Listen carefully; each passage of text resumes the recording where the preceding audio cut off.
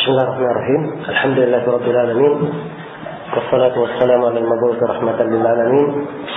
Nabiyina Muhammad wa ala alihi wa sahbihi wa man tabi'ahum bi ihsan ila yaumiddin, amma ba'd.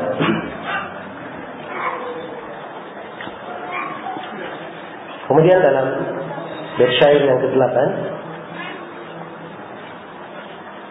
berkata penulis Syekh Abdul Rahman bin Nasir As-Sa'idi rahimahullah, sabarun nufusa 'ala al-makarih kulliha syauqan ila ma fihi min ihsan. Mereka, yaitu para pengelana negeri akhirat ini, mereka menyabarkan diri terhadap segala hal yang tidak disenangi. Syauqan ila ma fihi min ihsan, sebagai kerinduan mereka terhadap segala kebaikan yang berada di sisi Allah Subhanahu wa taala. Ya. Ini bekal yang berikutnya, yaitu manzilah as-sabr. Manzilah as-sabr, kesabaran. Dan kesabaran adalah termasuk kunci segala kebaikan. Karena itu Nabi sallallahu alaihi wasallam bersabda di dalam hadis yang diriwayatkan oleh Imam Al-Bukhari dan Imam Muslim, "Wa man yatasabbar yusabbirhu Allah. Wa ma u'tiya ahadun ata'an khairan wa awsa'a min as-sabr." Siapa yang berusaha untuk bersabar, Allah akan menjadikannya sebagai orang yang bersabar. Jadi ada kemauan, dia mulai melangkah, berusaha bersabar, Allah akan bantu dia sampai ke derajat orang-orang yang bersabar. Dan kalau sudah dia dapatkan tingkat kesabaran ini, Rasulullah menyatakan, "Wa ma u'tiya ahadun ata'an khairan wa awsa'a min as-sabr." Tidaklah seorang itu diberi sebuah pemberian yang lebih baik dan lebih luas daripada kesabaran. Iya. Kalau ada kebaikan, kesabaran adalah hal yang paling baik. Iya. Ada keluasan, kesabaran adalah hal yang paling luas. Karena itu, kesabaran inilah yang membantu seorang yang berjalan ke negeri akhirat menunaikan segala tugas dan tanggung jawabnya, menghindari segala bahaya yang merintangi jalannya. Karena itu para ulama membagi kesabaran menjadi 3. Yang pertama adalah sabar di dalam menjalankan ketaatan. Iya. Yang kedua adalah sabar di dalam meninggalkan larangan. Dan yang ketiga adalah sabar di dalam menerima ketentuan-ketentuan Allah Subhanahu wa taala. Semuanya diperlukan kesabaran. Rasulullah bersabda, "Huffatil jannatu bisyahwat wa huffatil jannatu bil makari wa huffatil naru bisyahwat." Sungguhnya surga itu ditari dengan hal-hal yang makruh.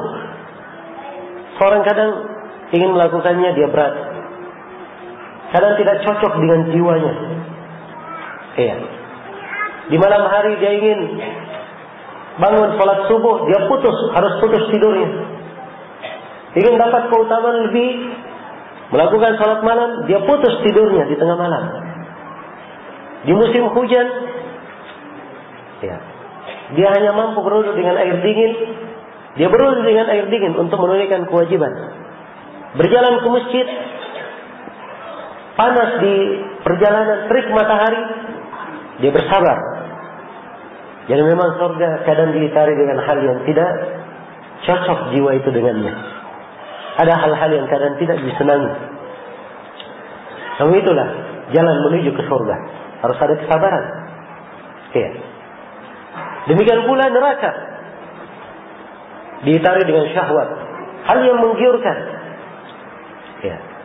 Kadang seorang berselera melakukannya. Dan ini ajakan dari syahwat. Seorang perlu kesabaran untuk menahannya. Karena itu Nabi berkata, surga ditari dengan makarih dan neraka ditari dengan apa? Syahwat. Betul menggiurkan, tapi di belakangnya adalah apa? Neraka. Nah itu harus ada kesabaran. Demikian pula sabar dalam menentukan, dalam menerima ketentuan dan takdir Allah Subhanahu wa taala. Ya. Karena seorang muslim dan muslimah apabila dia memandang kepada musibah, ya, berbeda pandangannya dengan selain muslim. Musibah itu bagi seorang muslim kadang bernilai kebaikan baginya. Iya. Rasulullah sallallahu alaihi wasallam bersabda, "May yuridillahu bihi khairan yusib minhu." Siapa yang Allah kehendaki padanya kebaikan, dia akan kena musibah. Karena dari musibah ini kadang menggugurkan dosa-dosanya. Dalam hadis lain, la yazalul bala'u bil mu'mini wal mu'mina fi ahlihi wa malihi wa irdihi hatta yamshi fil ardi wa ma alayhi min khati'ah. Terus menerus ujian menimpa seorang mukmin dan mukminah pada dirinya, keluarganya, kehormatannya. Ya. Sehingga dia berjalan di atas muka bumi tidak menyandang satu dosa pun. Musibah ini menggugurkan dosa-dosanya karena ada kesabaran. Maka diperlukan sabar ini pada segala keadaan. Iya. Baik. Kata Syekh Abdurrahman bin Nasir As-Sa'di, sabar itu habsun nafs ala ma yakrahu al-insan. Jika kana fihi ridha Rahman. Sabar itu adalah menahan jiwa untuk melakukan hal yang diridhai oleh Allah, walaupun jiwa itu tidak senang melakukannya. Itu yang dikatakan sabar. Iya. Dan pembahasan sabar ini termasuk pembahasan yang luas uraiannya. Kemanfaatannya sangat besar di dalam kehidupan. Cukuplah di dalam Al-Quran diuraikan. Ya, puluhan dari keutamaan kesabaran di berbagai tempat dalam Al-Quranul Karim. Setelah itu Syekh Abdurrahman bin Nasir As-Sa'di berpindah menjelaskan manzilah yang lainnya. Kata beliau dalam bait syair yang ke-9, nazalu bi manzilatir ridha fahumu biha qad asbahu fi jannatin wa aman. Diperbaiki harokatnya itu ya, di dua tempat. Nazalu bi manzilatir ridha fahumu biha qad asbahu fi jannatin wa amani. Mereka singgah pada manzilah keridhaan. Ini manzilah berikutnya. Manzilah ridha. Dan ini jenjang lebih tinggi dari kesabaran. Ya, ridha lebih tinggi daripada apa? Lebih tinggi daripada sabar. Sabar dia tahan jiwanya untuk menerima ketaatan-ketaatan tersebut, bersabar melakukan apa yang diperintah, apa yang diridhai oleh Allah. Ini sabar, bentuk dari dia menahan jiwa, tidak berkeluh kesah, bersabar melakukannya.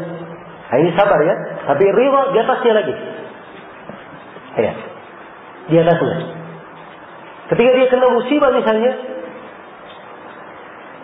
tidak ada hal di dalam hatinya, dia ridha dengan ketentuan Allah. Dia ridha dengan ketentuan Allah. Ya.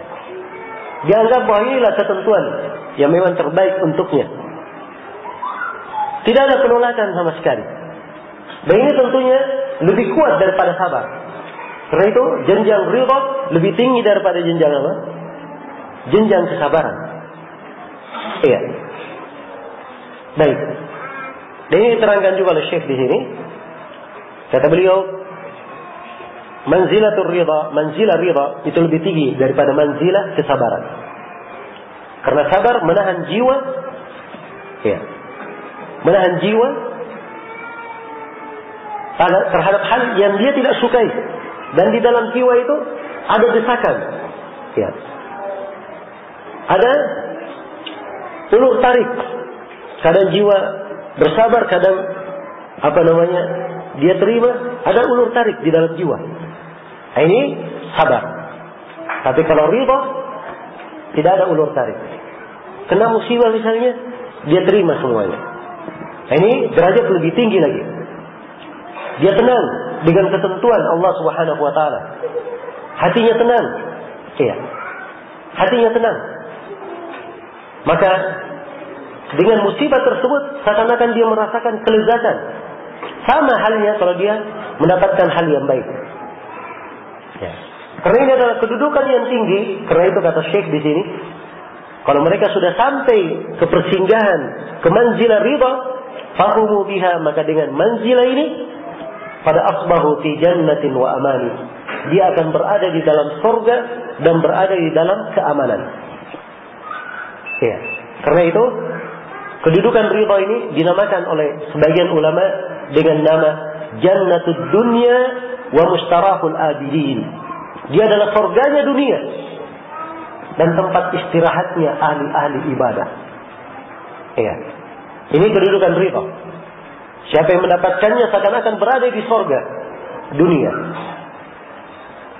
Dan ini tempat peristirahatan ahli-ahli ibadah. Tempat peristirahatan ahli-ahli ibadah. Dan ini kedudukan yang sangat tinggi sekali. Dia ridha. Kapan dia ridha kepada Allah terhadap ketentuan Allah, Allah akan balas dia. Allah juga ridha untuknya. Allah ridha untuknya. Maka siapa yang ridha terhadap ibadah yang dia lakukan, ya, dia lakukan ibadah tersebut dengan penuh ketenangan. Kadang orang datang sholat, wah ini memang sudah kewajiban saya harus bersabar. Tapi jiwanya kadang harus dia tekan. Ya. Dia paksa jiwa untuk hadir sholat. Ini sabar ya, dia menghadapinya. Tapi kalau ridha, jiwanya betul-betul menerima. Dia datang, ya, untuk melakukan sholat tersebut tidak ada halangan sama sekali dalam jiwa.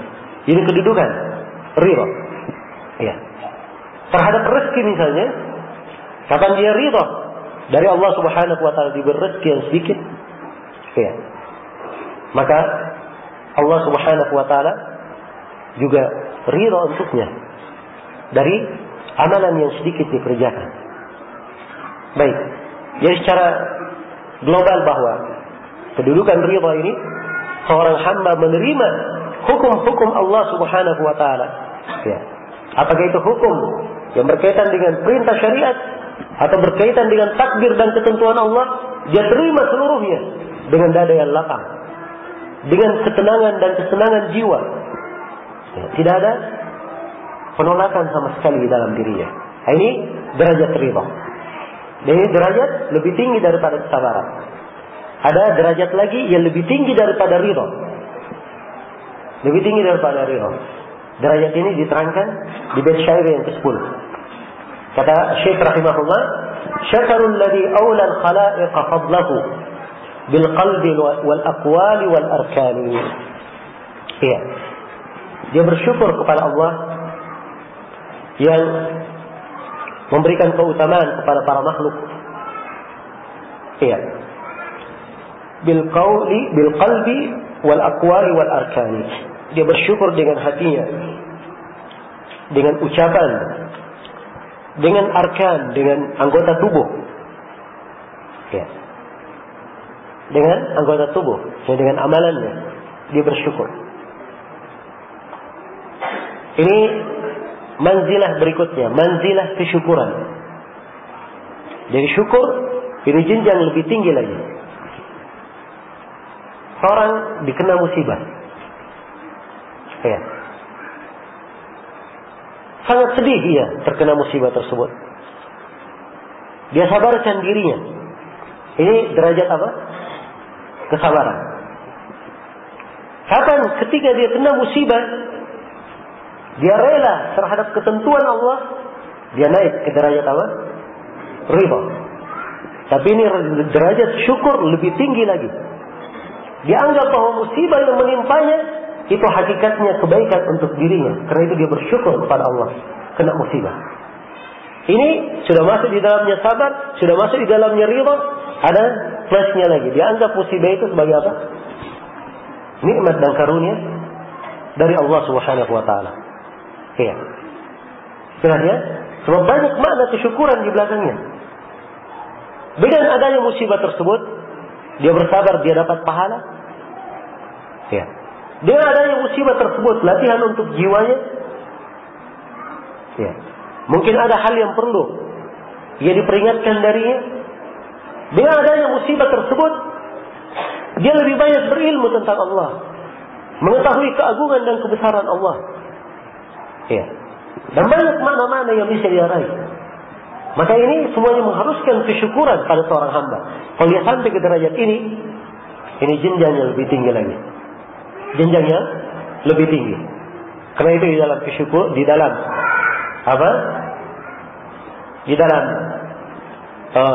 ayat-ayat Al-Quran dan hadis Rasulullah diterangkan kesyukuran itu dalam banyak bentuk dan diterangkan keutamaannya. Ya. Dan kesyukuran ini adalah hal yang sangat indah di dalam kehidupan. Dan Syekh di sini menjelaskan bahwa syukur ini dibangun di atas 3 rukun. Iya.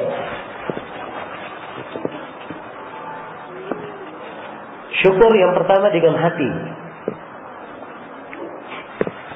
yaitu dia mengakui nikmat-nikmat Allah Subhanahu wa ta'ala.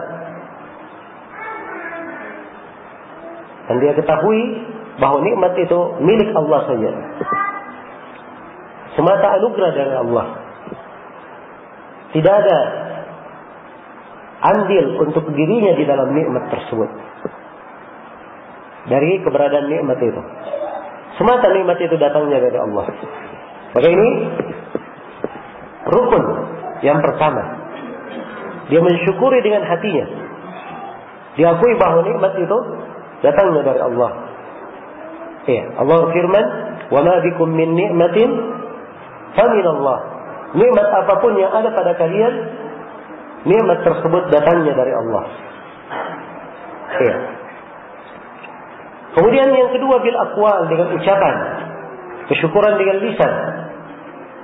Dia memuji Allah terhadap nikmat yang dia berikan kepadanya. Dia suka menceritakan nikmat Allah Subhanahu wa ta'ala. Ya. Allah firman, "Wa amma bi ni'mati rabbika fahaddits." Adapun terhadap nikmat Rabbmu, hendaknya engkau ceritakan. Ya. Dan Rasulullah sallallahu alaihi wasallam bersabda, "Inna Allah yuhibbul 'abd idza akala al-akalata fayahmadallaha 'alaiha wa idza shariba asy-syurbata fayahmadallaha 'alaiha." Hadits Anas bin Malik riwayat Muslim, sungguhnya Allah cinta kepada seorang hamba kalau dia makan makanan, dia memuji Allah. Iya. Dia memuji Allah. Kalau dia minum minuman, dia memuji Allah terhadapnya.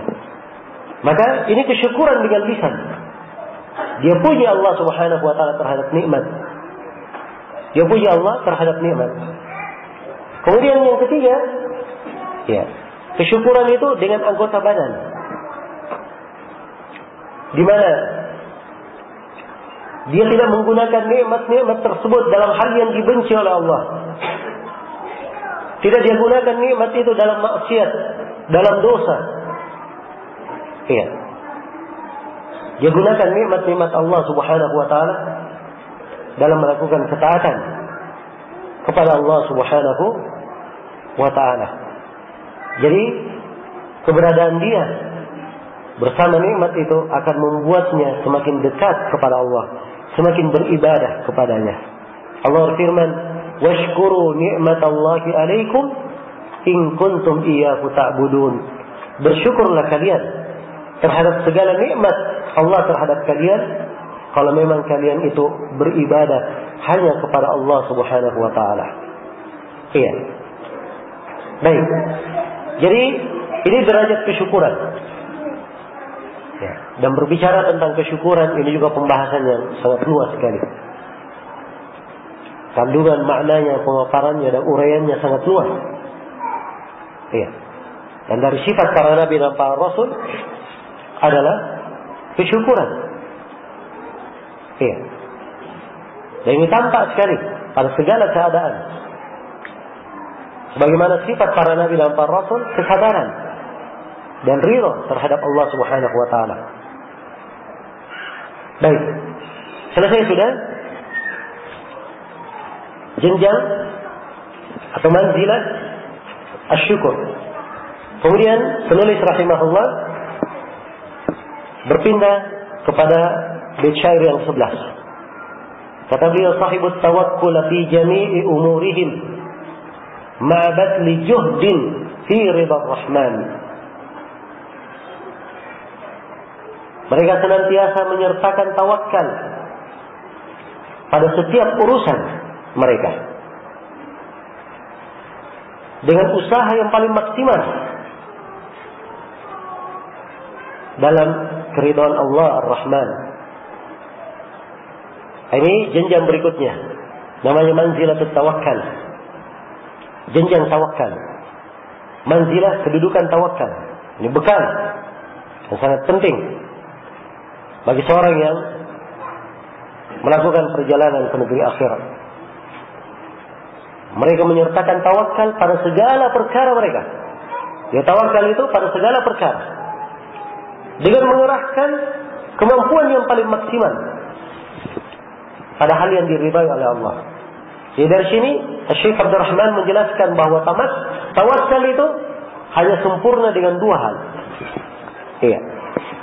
Yang pertama, dia harus menyerahkan segala urusannya, bersandar penuh kepada Allah Subhanahu wa taala. Bersandar penuh kepada Allah Subhanahu wa taala. Iya. Yang kedua, dia bersungguh-sungguh di dalam melakukan ketaatan, mengambil sebab. Iya. Jadi bukan orang yang bertawakal kalau dikatakan dia bersandar kepada Allah, bergantung kepada Allah, namun dia tidak mengambil sebab. Iya. Ini sama sekali tidak hitung sebagai tawakal. Dia itu keluar dari ketentuan dan takdir Allah pada kehidupan manusia ini. Nabi Nuh alaihi salam jika akan diselamatkan dari banjir, ya, beliau dan kaumnya diperintah untuk membuat perahu, sebab supaya bisa selamat. Ya. Ini sudah merupakan ketentuan dalam kehidupan. Padahal Allah Maha mampu menyelamatkan Nabi Nuh tanpa membuat apa? Tanpa membuat perahu. Tapi diberi contoh di dalam kehidupan harus mengambil sebab. Sebab untuk selamat. Dengan cara apa? Membuat perahu. Maryam ketika akan melahirkan, ya, di bawah pohon kurma, diperintah untuk menggerakkan dahannya atau batang dari kurma itu. Dan dimaklumi batangnya itu sangat keras. Dipukul pun belum tentu jatuh buahnya. Ya. Tapi diperintah menggerakkannya untuk apa? Sebagai sebab.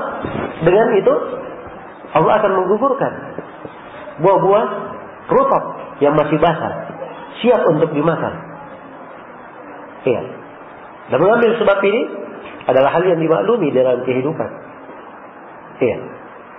Orang yang selamat misalnya di jalan, dia harus berjalan di jalurnya. Jangan diambil jalur yang berlawanan dengannya. Akan tabrakan dengan orang. Iya.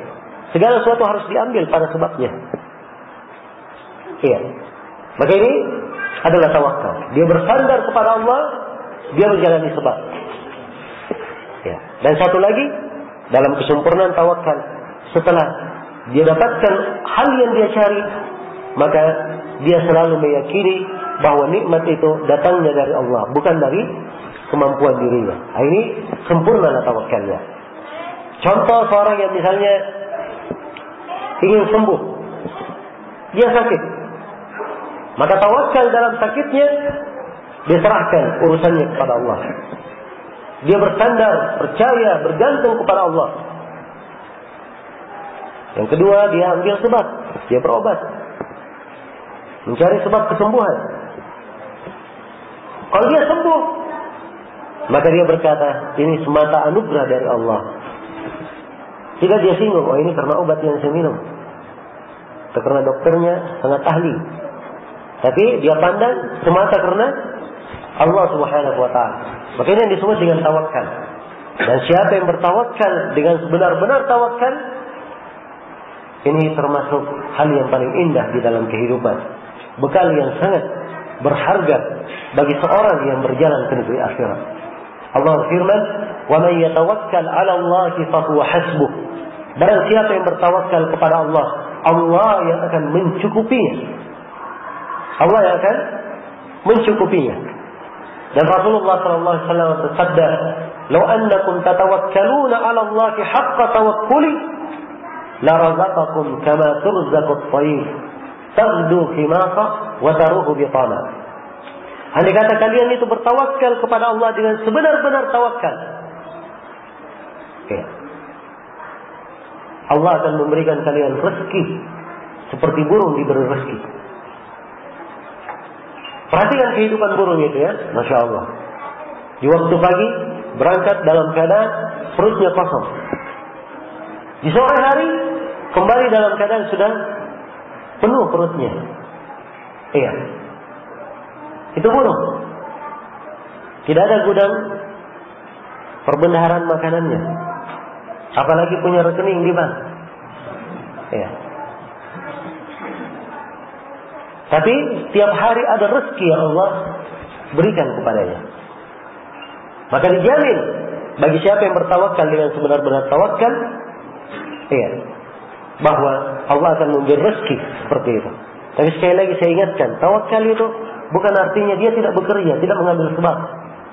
Oh jangan dia berkata, saya tawakal saja, duduk saja di masjid, ya, berdoa, tidak bekerja. Ini bukan dari bentuk tawakal. Iya.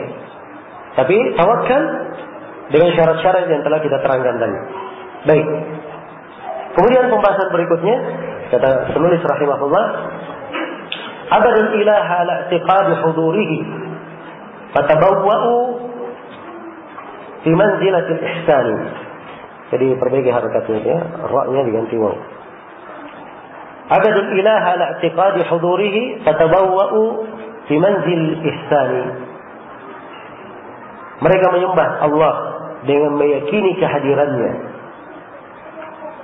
Maka mereka pun menduduki manzilah ihsan. Ini manzilah berikutnya, manzilatul ihsan. Dari jenjang ibadah yang sangat tinggi. Iya. Dari bekal yang sangat agung. Dari bekal yang sangat agung. Kedudukan ihsan, yaitu dia beribadah kepada Allah seakan-akan Allah melihatnya. Iya. Dan ini manzilatul ihsan ditafsirkan oleh Nabi di dalam hadisnya. Ketika Jibril bertanya, diperhatikan ya, Jibril pertama bertanya tentang Islam, dijawab oleh Nabi. Setelah itu ditanya lagi tentang iman, dijawab oleh Nabi. Kemudian Jibril bertanya lagi tentang ihsan. Sebab ini ihsan tingkatannya lebih tinggi daripada Islam, lebih tinggi daripada iman. Dia lebih tinggi. Ibarat satu lingkaran, kaum muslimin semuanya muslim dikatakan satu lingkaran. Ada lagi lingkaran di dalam lingkaran. Ini lingkaran apa? Iman. Di dalam lingkaran iman ada lagi lingkaran. Ini lingkaran apa? Lingkaran ihsan. Kalau dia berada di jenjang ihsan, itu sudah pasti dia jenjang mukmin, jenjang Islam. Ya. Tapi kalau dia di jenjang iman, belum tentu dia di jenjang apa? Jenjang ihsan. Maka ini kedudukan yang tinggi. Ketika Nabi ditanya, "Wa mal ihsan?" Apakah itu ihsan? Maka Rasulullah sallallahu alaihi wasallam bersabda, "An ta'budallaha ka'annaka tarah, fa in lam takun tarahu, fa innahu yaraka." Engkau beribadah kepada Allah seakan-akan engkau melihatnya. Apabila engkau tidak bisa seperti itu, tidak bisa seakan-akan melihatnya, maka ketahuilah bahwa Allah melihatmu. Ya. Maka di dalam hadis ini tergambar ada dua kedudukan dalam ihsan. Ada dua jenjang di dalam ihsan. Jenjang yang pertama dan yang paling tingginya, dia beribadah seakan-akan melihat Allah. Perhatikan bahasa ya, seakan-akan. Ya. Kemarin sudah kita bahas ya, tidak ada melihat Allah di kehidupan apa? Kehidupan dunia. Dalam keadaan terjaga. Melihat Allah itu nanti di akhirat. Jadi dia beribadah seakan-akan melihat Allah. Ini luar biasa kedudukan hamba ini. Pasti dia memiliki ilmu tentang Allah yang sangat kuat. Pasti dia memiliki dasar dari agama yang menyebabkan dia mengenal nama-nama dan sifat Allah. Sangat mengenalnya. Sehingga begitu dia melakukan ibadah, seakan-akan dia melihat Allah Subhanahu wa ta'ala. Dari jenjang yang sangat tinggi. Jenjang yang sangat tinggi dalam ibadah. Dia beribadah kepada Allah seakan-akan melihatnya. Kalau dia tidak mampu, seakan-akan melihat Allah, ada jenjang di bawahnya. Iya. Jenjang di bawahnya. Yaitu dia hendaknya mengetahui bahwa Allah melihatnya. Allah memperhatikannya. Iya. Dia nggak bisa seakan-akan melihat Allah. Tapi dia sadar bahwa Allah memperhatikannya. Ini juga adalah jenjang yang agung. Sebab seorang hamba kapan dia merasa gerak-geriknya diawasi oleh Allah, akan kuat rasa malunya kepada Allah. Iya. Dia tidak akan senang melihat dirinya di posisi yang dia anggap Allah Subhanahu wa ta'ala tidak akan ridha terhadapnya. Iya. Dan keberadaan dia selalu merasa diawasi oleh Allah Subhanahu wa ta'ala. Ini betul-betul bekal yang sangat indah bagi orang yang berjalan ke negeri akhirat. Tiap kali dia berjalan, di tengah jalan dia menghadapi rintangan. Ada yang ingin memalingkannya. Dia sadar bahwa Allah mengawasinya. Maka ia pun berjalan lurus, tidak menoleh ke kanan dan ke kiri. Ya, Allah sangat dia cintai dan dia ingin segera berjumpa dengannya. Maka ia tidak membuang waktunya dalam hal-hal yang tidak dicintai oleh Allah Subhanahu wa ta'ala. Segera dia berjalan. Langkahnya menjadi cepat. Ya. Perhatikannya, keagungan manzilah-manzilah. Ya. Bekal-bekal persinggahan negeri akhirat yang diuraikan oleh Syekh di sini. Dan ini sekali lagi pokok-pokok pembahasan yang perlu dipersiapkan perlu dimiliki oleh setiap muslim dan muslimah di dalam kehidupannya. Iya. Kemudian penulis berpindah menjelaskan kedudukan atau menjelaskan keadaan yang lainnya. Iya. Kata beliau rahimahullahu taala, "Nasahul khaliqata fi ridha mahbubihim bil ilmi wal irsyad wal ihsan." Ya. Mereka menasihati makhluk, menasihati manusia dalam keridhaan Allah yang mereka cintai. Bil ilmi, nasihatnya dengan ilmu. Wal irsyad, memberi petunjuk. Wal ihsan, dan dengan perbuatan baik. Iya.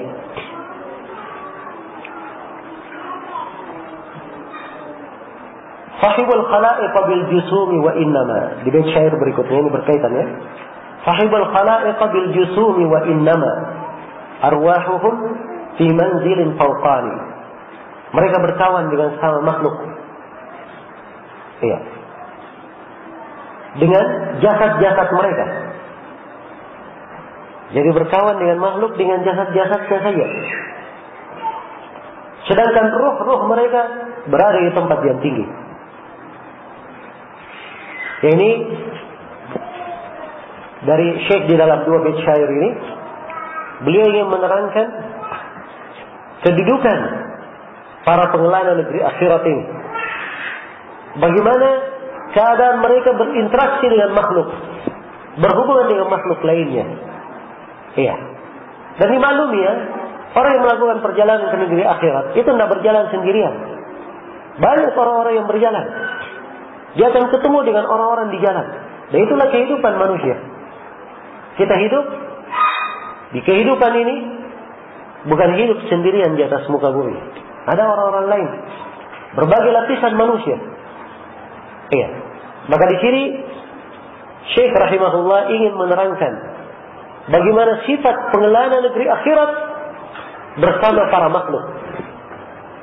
Mereka ini memberikan nasihat kepada manusia pada hal yang diridai oleh Allah Subhanahu wa ta'ala. Allah yang mereka cintai. Iya. Kegemaran memberi nasihat. Nasihatnya dengan ilmu, irsyad, petunjuk dan ihsan, perbuatan baik. Sebab kata nasihat itu di dalam bahasa Arab itu dia memurnikan sesuatu untuk orang lain, itu nasihat namanya. Dan nasihat tidak mesti dia dengan lisan saja. Karena nasihat dalam bentuk bantuan. Iya. Sebab kapan seseorang memurnikan sesuatu untuk orang lain, itu disebut apa? Disebut nasihat. Iya. Ya kalau dia menasihati makhluk, itu kadang dengan ilmu. Ya, mengajarkan kepada mereka ilmu, memberikan bimbingan dengan ilmu. Dari nasihat yang paling indah. Hal yang paling membangun dan paling memperbaiki mereka. Yang kedua, wal irsyad. Dan memberikan irsyad, arahan kepada hal yang terbaik untuk mereka. Iya. Ditunjukkan kepada mereka jalan-jalan. Anggaplah misalnya dia sudah menempuh jalan yang baik, ada jalan yang lebih baik, maka dengan irsyad mereka diarahkan kepada jalan yang lebih baiknya lagi. Diarahkan kepada jalan yang lebih baik. Wal ihsan, dan dengan perbuatan ihsan. Ihsan itu adalah perbuatan baik dengan lisan maupun dengan perbuatan. Ya. Maka ini keberadaan mereka di tengah makhluk. Ya, menyebarkan ilmu, memberi irsyad, memberikan berlaku ihsan, berbuat baik kepada makhluk. Ya. Dan ini dari pokok-pokok keindahan dalam kehidupan. Kemudian mereka berkawan dengan makhluk, bersahabat. Jasadnya ada. Ya. Bergaul dengan manusia. Tapi roh-roh mereka selalu tergantung di tempat yang tinggi. Iya. Yaitu mereka ini ya, berada di sisi Allah Subhanahu wa ta'ala. Nah, jadi inilah keberadaan para pengelana negeri akhirat. Iya. Mereka memberi nasihat kepada manusia, mengarahkan manusia kepada kebaikan. Sebagaimana dia cinta kebaikan untuk dirinya, dia cinta juga kebaikan untuk orang lain. Ya, dia peringatkan manusia jangan jatuh dalam kejelekan. Sebab dia sendiri tidak suka jatuh dalam kejelekan, maka dia cinta saudaranya juga tidak jatuh dalam kejelekan tersebut. Ya. Dia berusaha untuk mewujudkan segala kebaikan untuk manusia, menyempurnakannya. Kalau ada kejelekan, dia berusaha untuk menghilangkannya. Kalau dia tidak bisa hilangkan, dia minimalkan kejelekan tersebut. Dia perkecil kejelekannya. Ya. Dia tegakkan amar ma'ruf nahi munkar. Dia beri makan kepada orang yang kelaparan, memberi pakaian kepada orang yang kekurangan, membantu orang yang sedang kesusahan, mengajari orang-orang yang kurang pengetahuan, orang-orang yang jahil, menegur orang-orang yang berlaku zalim, menolong orang-orang yang dizalimi, ya. Dan menahan orang-orang yang mengganggu manusia. Ini semuanya dari bentuk apa? Dari bentuk kebersamaan pengelana negeri akhirat bersama manusia. Ya. Tapi seluruh hal tersebut dia lakukan, jasadnya bersama mereka melakukan kebaikan. Adapun hati dan ruh mereka, hati dan ruhnya selalu berputar di sisi Allah Subhanahu wa ta'ala yang mereka cintai. Yang mereka selalu pikirkan adalah negeri akhirat. Bagaimana caranya dia mencari kedekatan, mencari ibadah yang mendekatkannya kepada Allah Subhanahu wa ta'ala. Maka dengan amalan-amalan jasadnya ini, dia berusaha untuk semakin dekat dan dekat kepada Allah Subhanahu wa ta'ala. Iya. Kemudian di bait syair yang ke-15 kata Syekh Abdul Rahman bin Nasir As-Sa'di rahimahullah, rawul haqa'iq wal masyahid kullaha. Iya. Khaufan 'ala al-iman min nuqsan. Mereka menjaga segala hakikat dan segala masyhad. Segala masyhad. Saya sebut musyahadah ya. Kalau ditulis masyhad lebih bagus. Khaufan 'ala al-iman min nuqsan. Karena khawatir akan berkurangnya keimanan itu. Iya, ini jenjang berikutnya. Ini disebut dengan nama manzilatul riayah. Jenjang riayah. Jenjang penjagaan. Iya. Dan ini termasuk jenjang-jenjang yang sangat indah dari uraian Syekh di sini. Seluruh jenjang yang sudah berlalu bersama kita di pembahasan, dari jenjang ikhlas, jenjang mutaba'ah, jenjang raja, berharap, jenjang al-khawf, takut kepada Allah Subhanahu wa taala. Ya. Kemudian diterangkan juga jenjang mahabbah, kecintaan kepada Allah, jenjang zikir. Ya, dan seterusnya dari jenjang-jenjang yang sudah berlalu. Di sini Syekh membawakan manzilatul riayah, bahwa jenjang-jenjang yang berlalu itu perlu penjagaan. Perlu penjagaan. Jika sudah dia masuk ke jenjang itu, dia jaga dirinya, jangan keluar darinya. Ini dan penjagaan ini termasuk hal yang indah. Ya. Termasuk perkara yang sangat penting. Bukankah Allah Subhanahu wa taala telah memperumpamakan keimanan seperti pohon di dalam Al-Qur'an? Alam tara kaifa daraba Allahu mathalan kalimatan thayyibah ka syajaratin thayyibah asluha thabit wa far'uha fis sama'. Tidakkah kalian melihat bagaimana Allah membuat perumpamaan kalimat yang baik itu seperti pohon yang baik. Akarnya masuk ke bumi, ya. Pucuknya naik ke langit. Di pohon, ya. Dan Nabi SAW menyebutkan bahwa iman itu banyak cabang-cabangnya. Ya. Dimaklumi seorang yang menanam pohon harus dia jaga pohon tersebut. Ya. Perhatikan ya orang yang menanam pohon. Dia tanam pohon apa saja. Anggaplah dia tanam misalnya pohon mangga di depan rumahnya. Dia akan perhatikan bagaimana pohon mangga itu tumbuhnya. Kalau misalnya ada kelihatan kekurangan, ya diberikan aliran air, diberikan pupuk. Hal yang membuat pohonnya ini menjadi apa? Menjadi terjaga. Demikian pula jenjang-jenjang, manzilah-manzilah yang sudah berlalu, itu perlu penjagaan. Perlu penjagaan. Nah, maka di sini Syekh menjelaskan bahwa orang yang berjalan ke negeri akhirat, dia menjaga segala hakikat. Ya. Al-haqa'iq, yang segala yang dia kerjakan, segala perbuatannya dia jaga, dia pelihara. Wal masyahid, segala yang dia saksikan dari masyhad. Iya. Karena itu seorang hamba tidak pantas ia berpaling dari memperhatikan keberadaan dirinya. Harusnya selalu dia introspeksi diri terhadap amalan-amalannya. Iya. Dan dia kerahkan segala kemampuannya untuk menjaga amalan itu. Jadi kemampuan sebelum dia beramal, setelah amalan dia lakukan, berusaha dia sempurnakan amalan itu. Selesai dia beramal, masih dia jaga amalannya.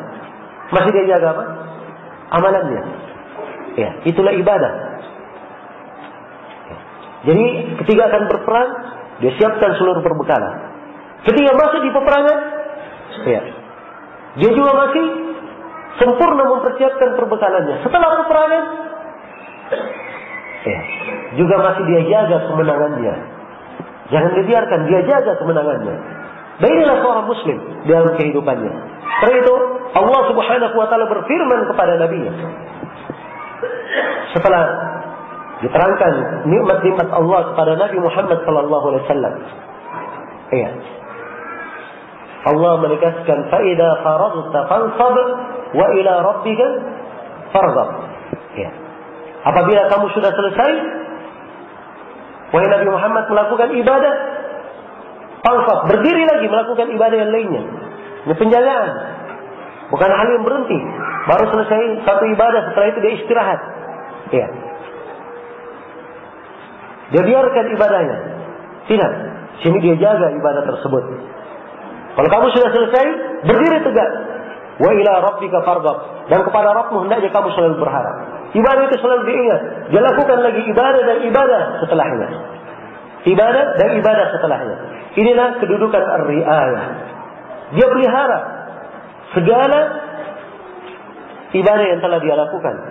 Kalau ada ibadah yang sudah dikerjakan, dia berusaha. Oh, kemarin ibadahnya begini, ada kekurangannya, dia lengkapi. Oh, kemarin ibadahnya sudah bagus, tapi nilainya masih angka 8, saya ingin dapat angka 9, dia naikkan lagi. Ya. Di ibadah tersebut. Kalau ada kekurangannya, maka dia hilangkan kekurangan tersebut. Dia memperhatikan riayah, dia menjaga jenjang-jenjang ibadah dan perbekalannya yang telah disiapkan tersebut. Ya. Karena itu, ini jenjang yang paling unik dan paling lengkapnya riayah ini. Sebab seluruh jenjang yang lain, keikhlasan, mutabah, rasa takut, rasa harapan, mahabbah, itu semuanya harus dijaga dengan melalui jenjang riayah itu. Dia perhatikan. Karena itu dikatakan oleh Syekh, khaufan 'alal imani min nuqsani. Karena ada kekhawatiran, kekurangan terhadap keimanannya. Takut keimanannya berkurang, maka ia pun berusaha agar supaya ibadahnya tetap dia jaga di atas hal tersebut, di atas kesempurnaan tersebut. Baik, sudah masuk waktu salat zuhur. Insyaallah taala masih ada sedikit dari pembahasan. Kita akan lanjutkan selepas salat dan insyaallah akan kita sambung dengan tanya jawab. Untuk sementara saya cukupkan di sini. Subhanakallahumma wa bihamdik, asyhadu an la ilaha illa anta, astaghfiruka wa atubu ilaik. Walhamdulillahirabbil alamin.